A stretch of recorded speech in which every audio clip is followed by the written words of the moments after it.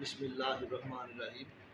معزز ناظرین، ہم نے نماز کے طریقے کے بارے میں شارٹ کلپس کی صورت میں اپنی گفتگو کا آغاز کیا تھا، جس میں ہم نے فرائض نماز میں سے جو 7 شرائط نماز تھیں جو نماز شروع کرنے سے پہلے ادا کیا جانا ضروری تھا وہ بیان کی تھی، اور آج ہم ارکان نماز کے بارے میں اپنی گفتگو کا آغاز کر رہے ہیں۔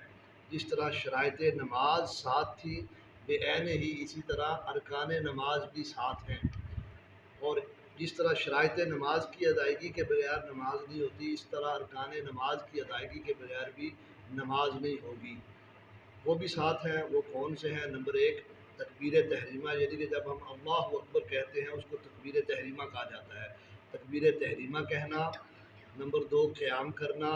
نمبر 3 قرات کرنا نماز کے اندر۔ نمبر 4 رکوع کرنا۔ نمبر 5 سجدے کرنا۔ نمبر 6 آخری قعدہ، یعنی کہ تشہد جس میں اتحیات پڑھتے ہیں، وہ آخری رکعت کے بعد بیٹھنا۔ اور نمبر 7 نماز کو ختم کرنا۔ تو یہ ناظرین مکمل 7 ارکان ہیں، جن میں سے ایک بھی رہ جائے یا وہ ان کو ڈبل کر دیا جائے تو نماز نہیں ہوتی۔ والسلام علیکم ورحمۃ اللہ وبرکاتہ۔